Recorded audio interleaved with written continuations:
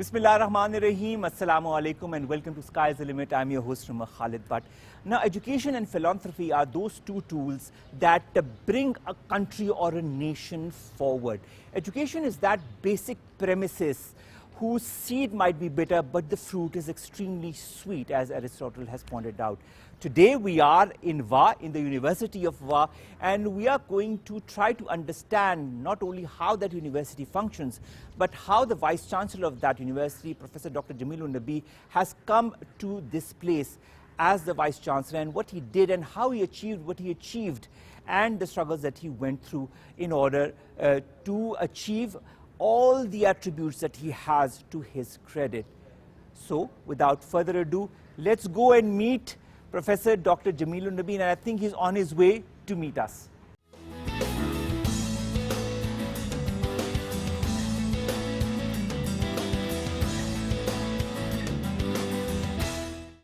Isaac Asimov said, and I quote, "There is a single light of science, and to brighten it anywhere is to brighten it everywhere." Professor Dr. Jameel-Un-Nabi, when did that little lamp of scientific endeavors or that inclination towards science come to you? Because you were born to a banker father and a housewife mother in Karachi. And did your parents ever realize that you were going to grow up to be a renowned physicist and an educationist? Thank you very much, Omar. It's a long story, it's a long journey. I was always attracted towards science during my early ages. And this wish of me, that took more strength when I was doing my high school and college. So, I had that habit of understanding things from the basic principle.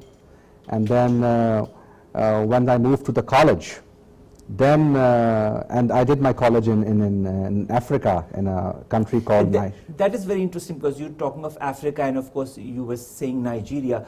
But being the son of a banker father, of course, and getting to know the world, because your father was moving around a lot across the world, what did your different experiences in areas of the world, such as Nigeria and Africa, or Yemen, Sana'a, teach you as a student? Did they brighten your horizons as a young man?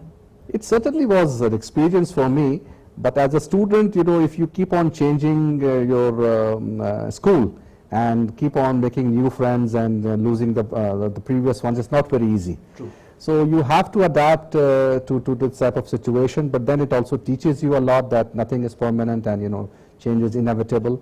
So it taught me a lot. I did my basic schooling, as I told you, in the Middle East, and then moved on to Africa for my college, and then came back to Pakistan for bachelor's and master's, and then again moved to Europe for my PhD. Right. Coming to Africa and Nigeria, we are always enamored by when anybody talks about Africa. What was your experience being in Nigeria, being in another part of the world? It was wonderful, I mean to say. We were in the main city called Lagos.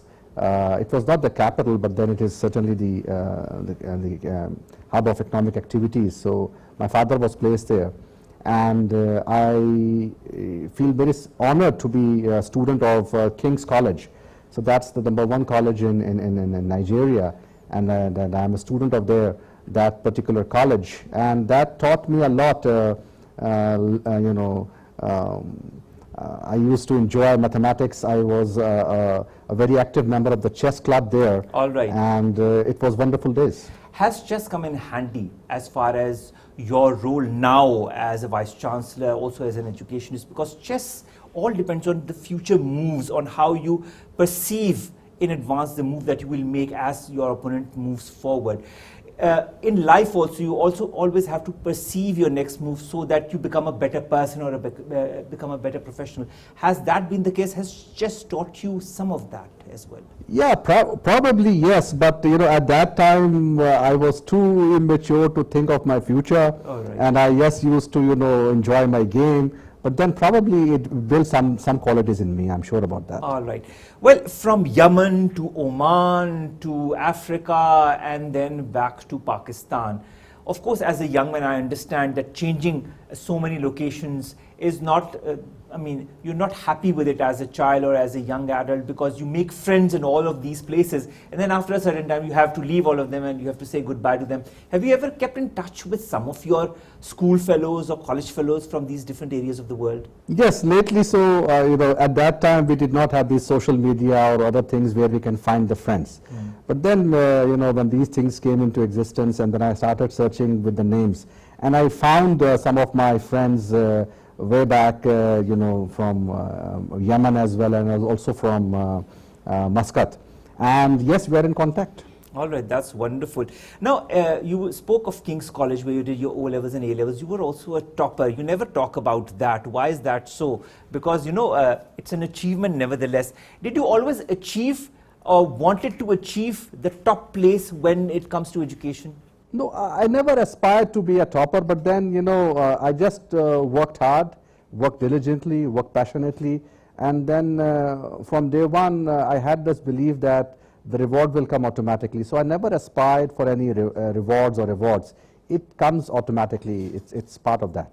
So I just kept on studying, trying to, and I owe this very my love to science. I must mention one of my tutors, who was my tutor in Nigeria.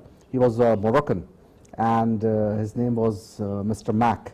So I always think back and remember him because he played a very key role igniting that passion for science in me. I believe that. All right.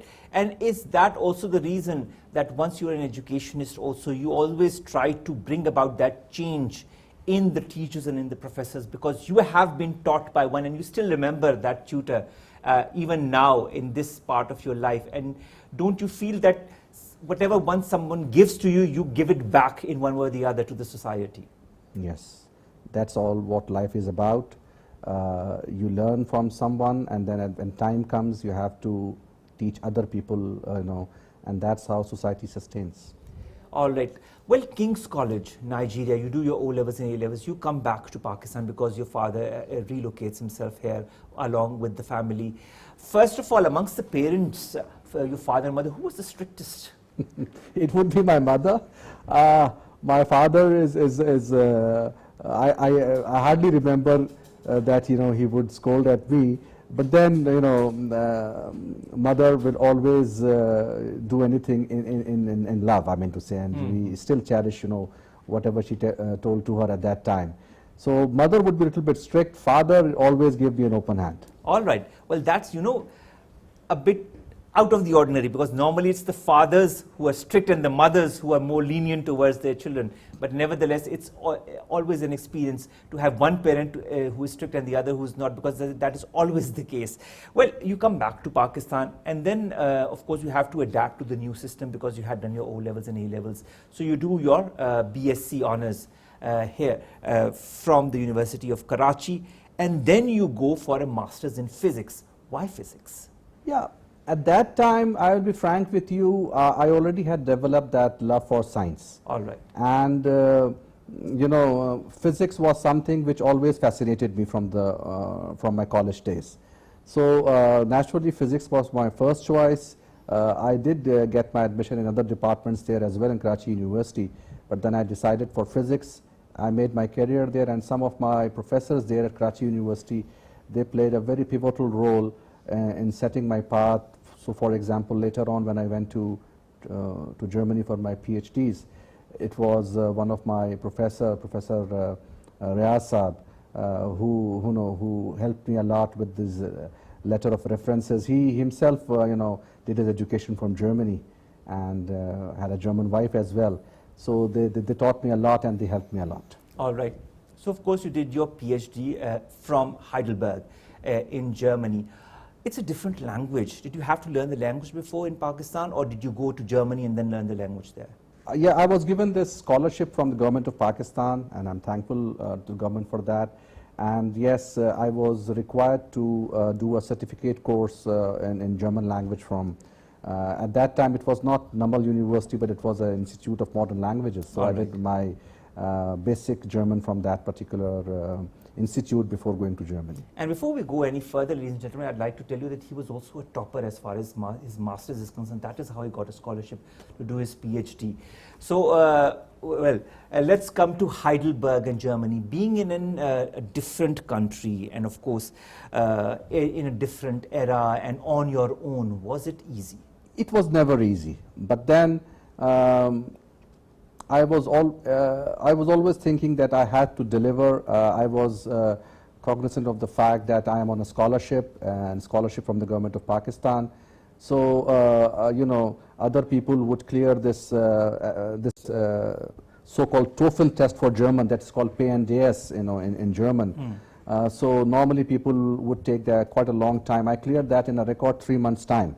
And that made me eligible to start my education directly in the university in German language. And then I was again lucky enough to save another year because my master's was taken equivalent to their diploma. And so I got admission direct to the PhD program. And then from there onwards, again, I was very, at times, you know, I think that Allah was always, you know, helping me. Maybe because it was the prayers of my parents, you know, I think so. They always encouraged me, you know, to learn. So, you know, then I started my PhD. Just after a year, I was a PhD student in Germany. And my colleagues, you know, who went with me in my batch, they took more than 2 to 3 years to start the same program. So then I had also the privilege of doing my PhD at one of the topmost institutes in Germany. It's called the Max Planck Institute. And then it was the Max Planck Institute for Nuclear Physics, where I did my PhD work. Oh, that's wonderful. But there's another factor in your whole life that also changed it a little bit, and that is your marriage that happened in 1997.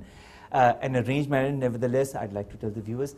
How does marriage change a person? Especially when he's pursuing his studies, because of course your wife followed you in Germany and you had to continue with your PhD with your wife. Was it difficult living as a couple, because you were living on your own before that for a couple of years, and then you are of course thrust into a life which is normal, of course, with your wife and everything. Did that help you? And did that make you a more comfortable person or at ease as far as your balance of life is concerned? I must say I was again very blessed to have such a wife. She was from day one helping me achieve my goals. So I remember my first apartment was just a 1-bedroom apartment. And from there we started our journey. And she never complained. She always helped me. She helped me with my PhD work as well, I'll tell you that. Yes. Some of the works, you know, which needs some sort of a secretarial work, she was doing all the time with me. In the night, in the daytime, she used to work with me. It was again not very easy for me to manage, you know, her as well, because of financial constraints. The scholarship was hardly you know, enough to keep me working there. So what I did on weekends and night shift, I started working part-time as well. You know, that was allowed to me on my visa. So I did that, and then I saved some money, and then alhamdulillah we got a small apartment, and then my son was also born there. And you know, I feel very proud that when I was doing my PhD defense, he was a 1-year-old boy and he was clapping. All right. That must still remain you as a very vibrant and lively memory. Yes, it sure is in my memory. All right. So in 1999 you finished your PhD, and then you decide to return to Pakistan. Why return to Pakistan? So many people say, oh, we're going to go there in another country, complete our education, and then continue working there. And I'm sure you must have had so many opportunities to work there. Yeah, I mean, I will correct you.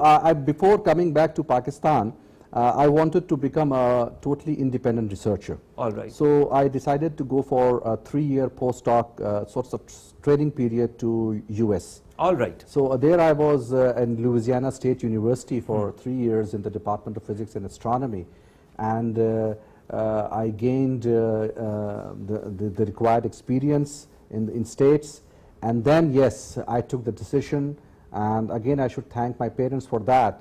they were always telling me that Pakistan needs you. And I never had a second thought. When I took that experience, I came back to Pakistan.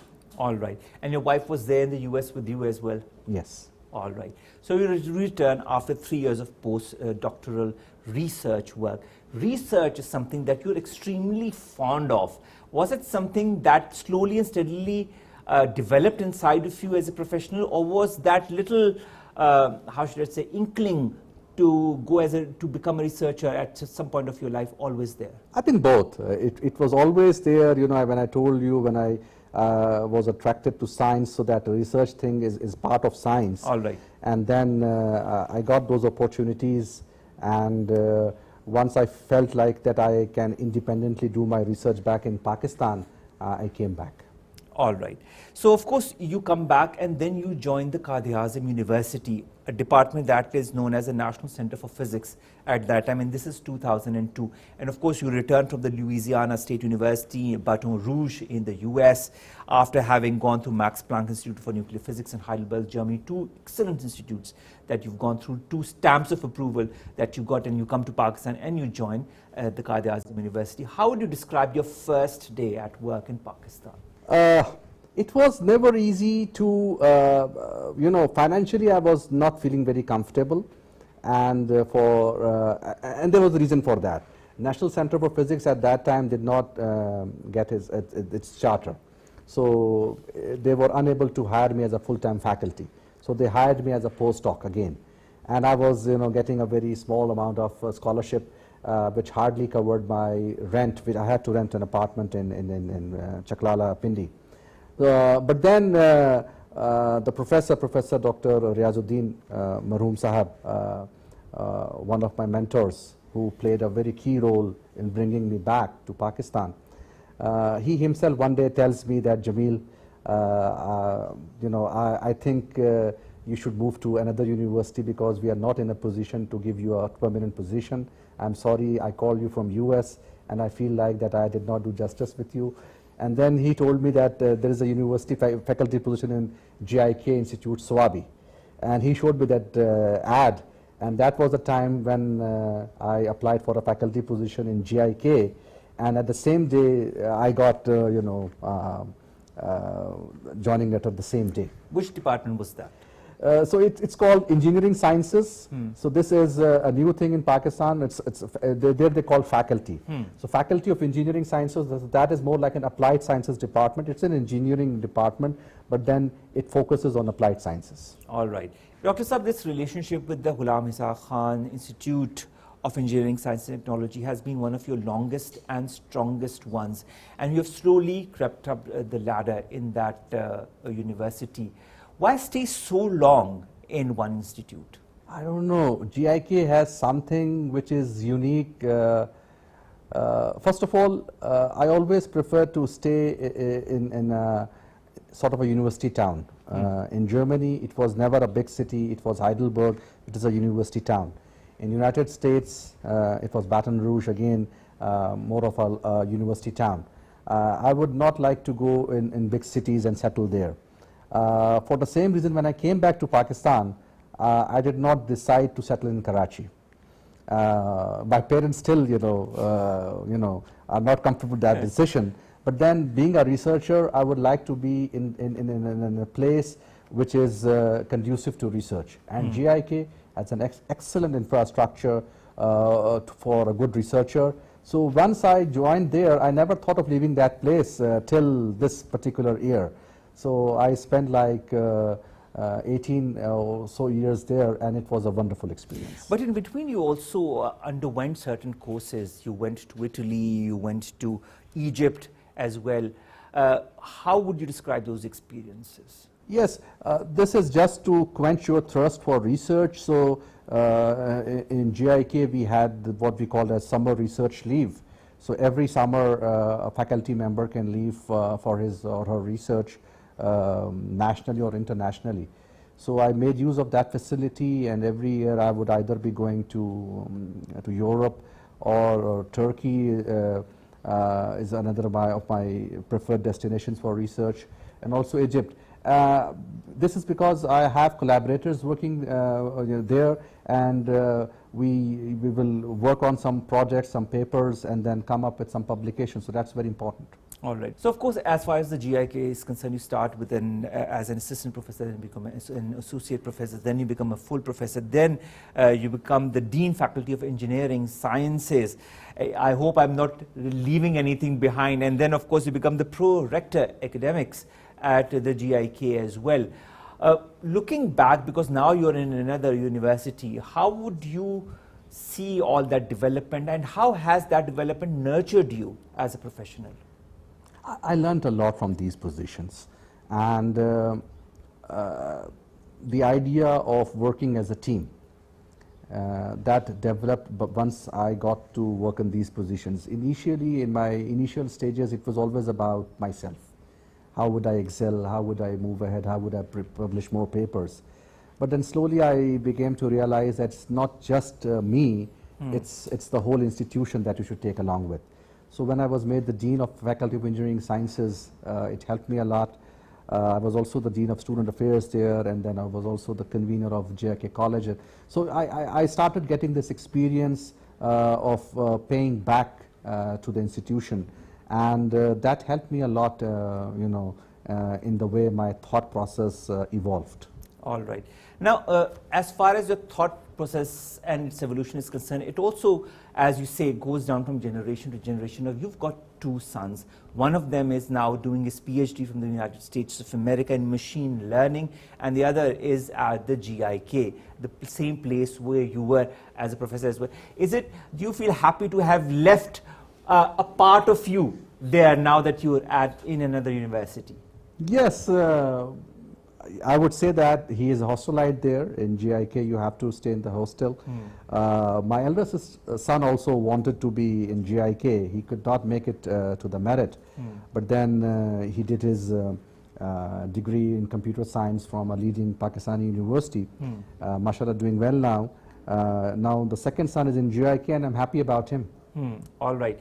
And both of your sons have somehow gotten themselves in the same field as you as far as research or as far as physics is concerned, engineering is concerned. So have you ever was that inculcated in your sons as well, or were they more or less enamored by the way their father was working? Were you a role model for your sons? Never thought of that way. I never take myself to that level that I could be a role model for anyone. But then, and I left the decision to my sons, whatever field they want to choose. So they shifted more towards artificial intelligence, computer sciences, and that's what they're interested in. And my younger son also, he wants to do something, in designing and making new video games. So this is again a field which is coming up very fast. Have they ever come to you for guidance? Yes, but not to the extent I wanted them to come. Okay. Yes, but maybe I am a strict father. I really don't know. Maybe I am. All right. So I think the genders have changed from your mother. Now it has kind of come to you as far as strictness is concerned. Let's come to the University of VA. How did the opportunity to join the university come to you? I really don't know. I was thinking that I was destined to be only at GIK. And that was my first job, and my wife used to say that it would also be your last job. And then all of a sudden, I will get a phone call from the selection committee that they would like me to apply for this job. And I said, why me? So they said, you were just making some phone calls, and you are one of the people. You just don't have to do anything. Just send us your CV on through your emails. That's how I did it. I was not serious at that time. But then, after a series of interviews, I also got interested, and then something came into me that probably this place wants me. All right. So, teaching is something that you always have wanted to associate yourself with. Now, you are a Vice-Chancellor here at the university, but at the same time, you're also a Professor of Nuclear Physics. Was this deliberate on your end, because you could have chosen one of the two? Why I decided to accept the post of Vice-Chancellor, the answer is I want to pay back to my country, and if Allah has given me an opportunity, a responsibility, I should not say no to it. Research, physics, astrophysics, nuclear astrophysics is my passion. I continue to do that from day one, and today as I'm talking to you, I have my students in University of Wa, graduate students, I have students in GIK, I have students in Punjab University at the moment, and I have a student also in Japan. So, you know, I have students everywhere, and I love to supervise my students. Dr. Saab, is this whole supervising of the PhD thesis of different students across the world also a way of you giving back of what you've learned? It sure is. It gives me a feeling of satisfaction, and that's what we do in our field. I'm not unique. My colleagues would also be doing a similar sort of a thing, and this is how we pay back to the society. Research has always been a very important component of your professional life, whether it be at GIK as well, where you established the research lab, or here at the University of Wa. How important is it to also develop in a more concise and comprehensive manner the research institutes at this university? University of Wa is in a developing phase, and we are making progress day by day.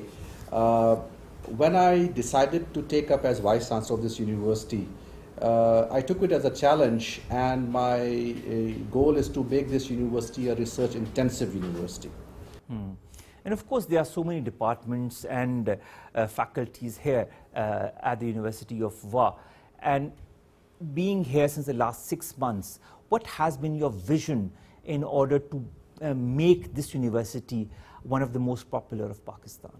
I should start by thanking our board. I mean, to say the board members, they are totally open, and they have told me that they want to make this place a real university, a university that has a mark on the national and international forum. So with that confidence from the board, I am here, and I'm thankful they are supporting me in all my endeavors. All right, ladies and gentlemen, so let's go and have a little walk through to the University of Wa to understand more what this university is all about. Stay tuned.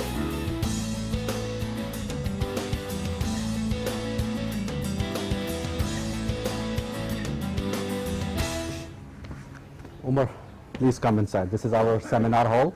All right. And I would like you to meet my deans, directors, Principal Vec. Hello. Hello, sir. Omar, How are you? from Fine, sir. PTV World. How are you, all of you, ji? सब खैरियत से ठीक हैं?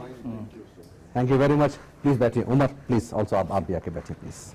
Principal Vec, माशाल्लाह से हमारे पास very senior faculty member, काफ़ी अरसे से हमारे पास यहाँ मौजूद हैं. What is a WEC? This is our engineering college. The name is Wa Engineering College. All right. And he's the principal of that college. Of course. And next to him is Dr. Uzma Ghazamfar, Professor Dr. Uzma Ghazamfar, Dean of Basic Sciences, Professor Mushtaq from Management Sciences, Dean Engineering, Professor Shahab, Dean Social Sciences, Professor Nazir. We also have a girls' college here. All right. I did not mention this to you. It's intermediate level, and Ma'am Anila is the principal of that college. Wonderful, man. And then next to her is our director of media publications, and computer science ki chairperson. And then here we have the directors here as well.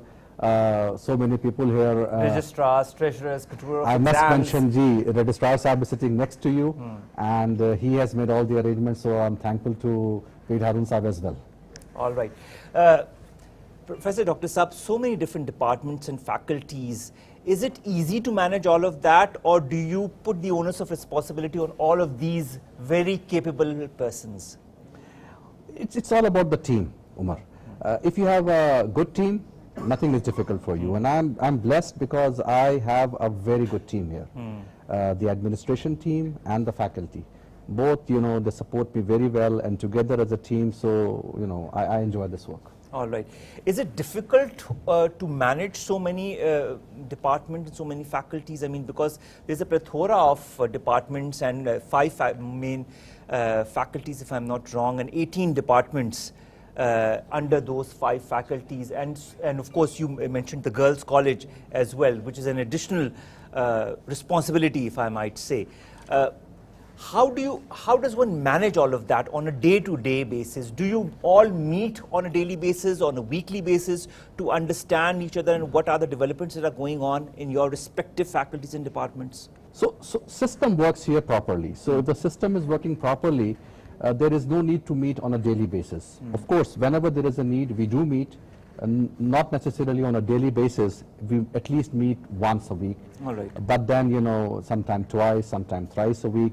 System is working perfectly fine. So we have a head of all the of every department, and that particular head, you know, is taking good care of the department. So my role just then becomes like a overall supervisor type of a role. Right. And only when there are some problems which needs to be resolved at my end would it come to my table. Otherwise, they are all, you know, empowered to take decisions on their own. All right. So, I mean, in these 6 months that you've been here at this very eminent university, do you feel that you've been able to bring about an element of yourself into the different departments? Well, I certainly feel so, but it's better that you ask my people. Yes, I mean to say, I think they would agree with me. I like to work, and I make people work. So, you know, you can ask the people here, the chairpersons, the deans, the administration, everybody, they were all working, but then now they have a direction now to follow, and that direction is very simple.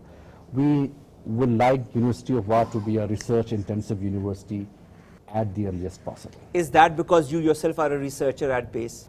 Maybe, but then, you know, it's a tough competition, and the message from Higher Education Commission is, you know, you have to really perform the universities on all fronts. So either we take a tough decision and start doing our homework right now, otherwise, you know, we may have to perish at a later stage. So that's not what I want to do.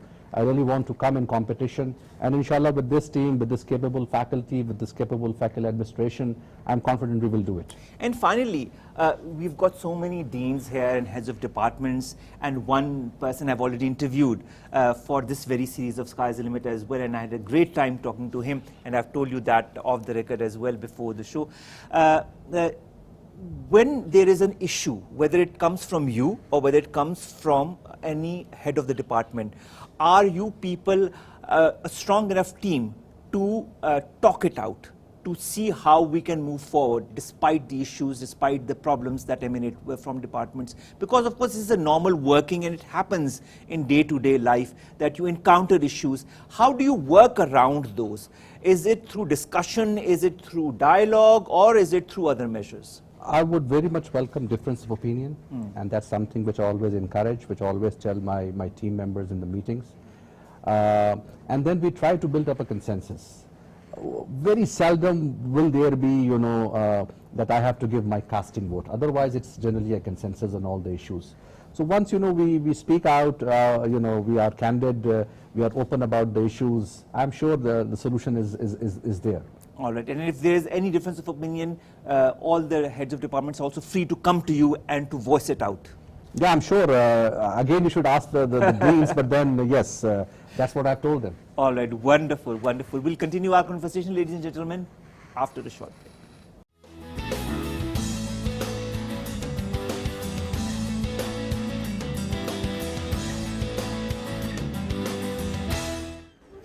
So, Omar, please let me show you one of our classrooms in action.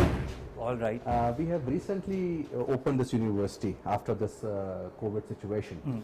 And at the moment, we have some graduate students sitting here, and I was informed there is also a Board of Studies meeting going on. What is a Board of Studies meeting, sir? So this is the grassroots level when you are designing the curriculum of any program. Then you sit down together, and then we have some experts coming out from outside the university, and they will be telling us, you know, what components or what changes needs to be made in the curriculum. Also, we have to follow the rules and regulations of the regulators. So all this is taken into account, and then the recommendations of the Board of Studies will then go to Board of Faculty, and then, you know, ultimately to the Academic Council, and then it becomes part and parcel of our program. I understand you're new here, but in your whole experience as heading a university, how long does it take to change the curriculum or to amend the curriculum of a university? It cannot be instantaneous, neither it should be, so we have to follow a process, and there are statutory bodies and we have to take approval from all those bodies, from all those forums. So what I think is the most important would be the board of studies, what we are having here right now. And because these are the real people, these are the experts who will give their feedback. And then the upper bodies, they are more or less, they will just have a holistic view and before getting it approved. But it would take, few months, I'm sure about that, before we can make any changes. And once they have made the necessary changes, this board of studies, does a representative come to you to show you on how these changes have been made, and do you approve or disapprove of some of them? Yes, ultimately in the academic council, when it's brought up as an agenda item, till that time the matter has already been resolved and refined at that level. So the final decision would take place at the academic council forum, and if there is a consensus on that particular change, it gets approved. If not, it can also get disapproved. All right. How important is change or amendment in the curriculum of any faculty? Absolutely important, I would say. Why? Because we are living in an era where technology is changing by leaps and bounds, exponential growth in technology. So it's a constant need to review the curriculum and update it as per the demand of the day. All right. It's wonderful to see you all here as well, and thank you to have given us the time, and I know you're busy in a meeting, so and thank you very much, sir, to have shown me this area, because I think any student that comes here gets educated through a certain curriculum. It's very important for that curriculum, as you've very ably said, to have it updated as per the norms and traditions and the realities of life and what the student will then encounter later in life once he or she becomes a professional. Right. Okay. Thank you very much. Welcome, sir. Thank you very much, Professor Dr. Jameel-Un-Nabi, to have shown me this part of your institution. And of course, our visit is continuing. So, of course, let's go further and kind of understand how the University of WA functions.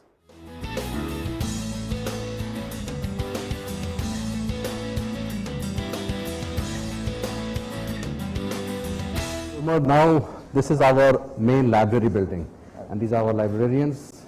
कैसे हैं आप लोग, सब खैरियत से हैं? Nowadays, there's not full strength of student on campus. We just finished the end semester examination of spring semester, and it just finished yesterday. Okay, Omar, so let me show you to one of my favorite places in the university, and that is, of course, the library. Of course. Please, back in. The library is, I think, the place where one studies, where one learns, where one understands what life and its different principles are all about. And earlier in the show, we've talked about how libraries have played such a prominent role in your life. Do you try to disseminate that philosophy of life to your students as well? Yes, the times have changed. In our times, the libraries were normally crowded with students because we had the concept of this hard copy thing.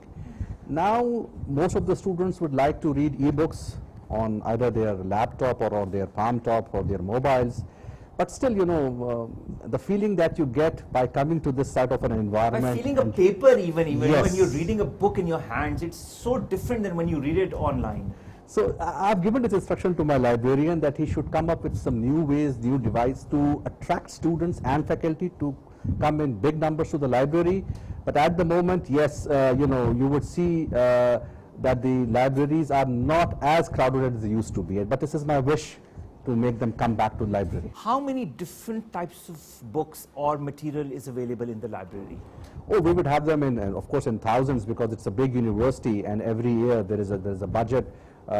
This section that we are here in is the non-engineering section. All right. And then we have an engineering college as well, and there we have a separate library there as well. And then we have also some small libraries in the departments as well. So this is the main central library for non-engineering students here. All right. Are there certain library hours that need to be respected by the students? Yes, it is normally open during the functional hours of the university. And once the university closes, the library closes. But then, if a research student submits us a special request that he or she would like to use it in extended hours, they are allowed to do so as well. And of course, you can take a book, you can, for a certain amount of time period, and you can study it at your place in order to, understand your department or whatever you're studying in a better manner. Is there, is there a certain limit to the amount of books that a student can take at one time? Yes, there is a limit, but then the duration also, there is a limit to that. But then you can extend the duration as well. Why? Because the books are limited and other people are also waiting for that. But then if there is a genuine demand, it can be lended for an extended period as well. But Dr. Saab, you've seen the change that has happened with the new generation, as we've talked about the transition from regular books to e-books as well. Do you feel, as somebody who's gone through both these transitions, which is healthier? Reading a book, reading an e-book, or are you in favor of the both? But one should go as far as reading is concerned. Reading is essential, don't you feel? Of course, it is essential. If you ask me which is healthier, I always feel more comfortable and it's more healthy to be in the hard form. Reading e-books on a very small screen will put some strain on your eyes, and then for an extended time it might have some other issues as well. It's good that you walk to a library, and in my days we also used to go to community libraries. Oh, so when I was in States, I was visiting the community library there. I'll drive miles away, and then I'll go to the library and then sit there. So and sometimes you would walk to that library as well. So it's always good. You will strive for something, and then when you get it in your hands, you have a very different feeling. On the other hand, if it's just on your palm top every time, so that type of respect that book should have probably is not there. How important is it as a researcher, as somebody who loves this whole aspect of research, is reading and understanding through books? Very important, very important. Of course, research would also involve studying of research publications, research journals, which also are available in the library.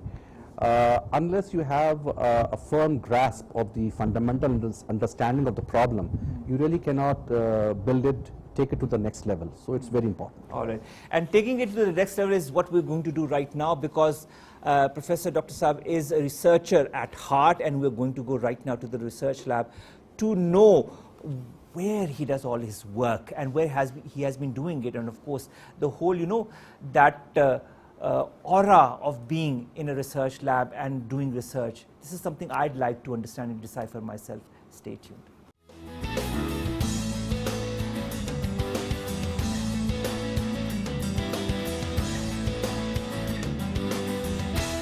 So this is the place where I would like to be as a researcher.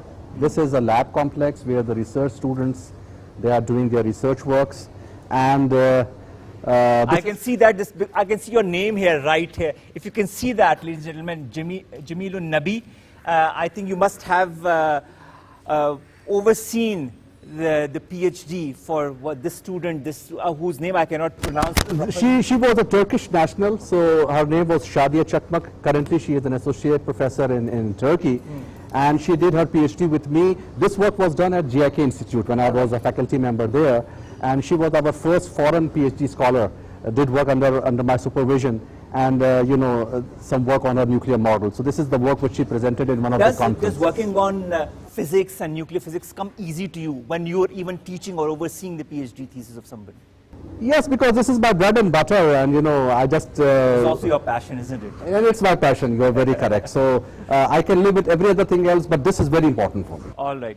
This is wonderful, because they are numbers and facts and figures that I cannot understand, because I'm a non-physicist and you're one who understands this like anything. When a student, for example, comes and you have to oversee his or her PhD, how regular is the interaction between you and the student? It's very regular. Currently, one of my students is in Japan, working at RIKEN. So we have a meeting every week, once on Zoom. And so are the students. I have few students in GIK, I have few students in University of Wa, one PhD from Punjab University. All are my students currently, and we have a weekly meeting on Zoom. So people from Japan, from Swabi, from Lahore, from University of Wa, all are there. The world is becoming a small place thanks to social media and these different tools. And that keeps me lively, that keeps me young. You are eternally young, sir. So Omar, one of our research labs, all right, where you would see students in action, and this is our chemistry lab. And students Why don't you explain what you are doing here at the moment?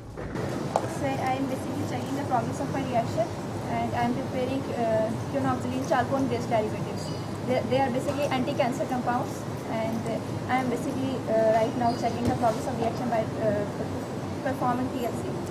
So different kinds of research is happening there, whether it be on cancer or other diseases as well. Yes, we have quite a few faculty members who are trying to work on cancer and how to prevent these type of things, cancer.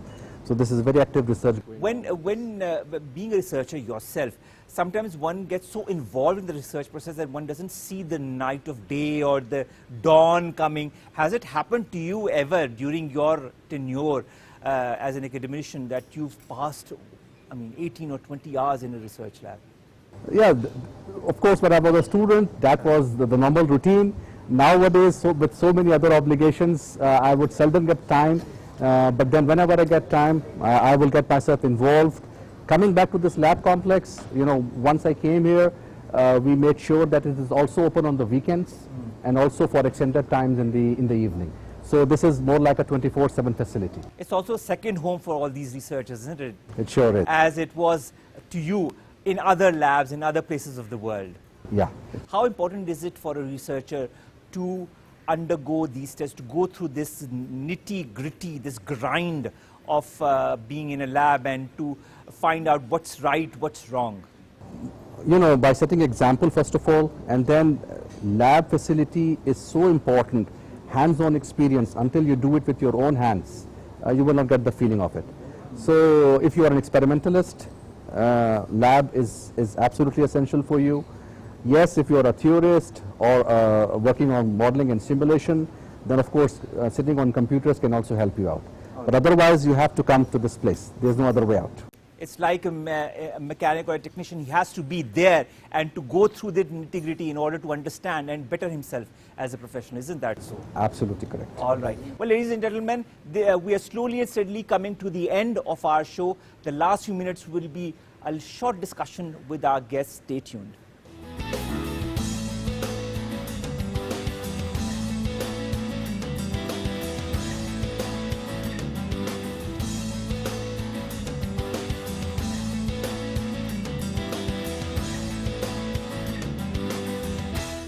Professor Dr. Jameel-Un-Nabi Saab, we've had a little overview of your university, and of course it's quite enamoring the way you are trying to bring changes in it, and of course the different departments that are there, and the way you also are handling not only your students but your faculty as well. But at the same time, when we go through these green areas, I see that there are little marks written on each tree. And I was told that the students adopt these trees. Is that true? Yes, we are very much cognizant of the environmental issues here at University of WA. And so we have started this scheme that, one of the trees would be adopted by one of the students just to make them aware of their responsibility as they grow in their career. And till the time they are our students, they do take care of those trees. But once they graduate, we take it up from there. All right. Doctor, I have a couple of questions that I normally ask my guests. You've gone through such a lot of, how should I say, different aspects of your life, your professional life, your personal life. You've been to most parts of the world, whether it be as a student or as a trainee, or to give training, or to get awards. When you look back at your life, Dr. Saab, is there anything you'd like to change if you were given the opportunity to relive it? I think no. If I have given another chance, I would again become a researcher and I would again love to serve my country. So there is no second thought on that. Sir, from serving your country, sir, there's one word that always comes to my mind, that is patriotism. What does patriotism mean to you? So, there are so many people in Pakistan, those we even don't know, dedicated, passionate people working for Pakistan, and I pay full tribute to those people who are not even in the limelight. So I'm just doing my very small part here, serving my country, paying it back. It was a time when I got my scholarship to do my higher studies, and now it's my time to pay it back. And that's an obligation which I feel, and I feel so satisfied that God have given me this opportunity to pay back to the country. my best wishes for my country. All right. And any message you'd like to give to all of those young men and women who want to pursue any field of education? What are the basic guiding principles that they need to keep in mind when they go to any educational institution, including yourself, in order to pursue their studies? First thing is, there is no shortcut. Unfortunately, nowadays, people, students would like to opt for shortcuts. So if you really want to be successful, there is no shortcut. You really have to work, you really have to put your time, invest your time. You should be dedicated, passionate about what you are doing. And when you give 100%, I have this belief that Allah always rewards you, and then whatever goals you have in your life will be fulfilled. So my message is, work hard, be passionate, be dedicated. Work hard, be passionate, be dedicated. This is what Professor Dr. Jameel-Un-Nabi Saab says as far as getting your education is concerned. I think that is the basic general principle that one applies when one is furthering oneself in life, in any aspect, as a student, as a professor, as a teacher, as a person, as a family man, as a father, brother, sister, or as a citizen of a country like Pakistan. These are the things that you need to keep in mind. As our Qaid also said, discipline, faith, unity. In fact, unity, faith, discipline, as he said in this order, are the basic key principles which lead a country and its citizens towards a bright future. As Nelson Mandela also pointed out, that education is that tool that can change the world. And it is people like Professor Dr. Jameel-Un-Nabi who are trying to make and bring that change in the world. So, of course, we wish him all the very best. And all of those who are listening, pursue your passions, but at the same time be dedicated and be a true patriot to your country. Bring your country to the forefront as far as the developed nations are concerned. With that, we come to an end of Sky's the Limit. Omar, Khalid but bids you farewell. We'll see you inshallah with the new guests, a new show next week. Take care of yourselves, stay safe. Allah Hafiz. And Dr. Saab, thank you very much to have given us the time and to have opened to us your new university, that is the University of Wa, where you are currently present, and to have given us an insight into what you want to bring as changes in the university and what you think is your philosophy of education. My pleasure. Thank you also very much, Omar, to you and to your team for coming so far and trying to show to the world what we are doing here at University of Wa. Sir, thank you very more than much. welcome, sir.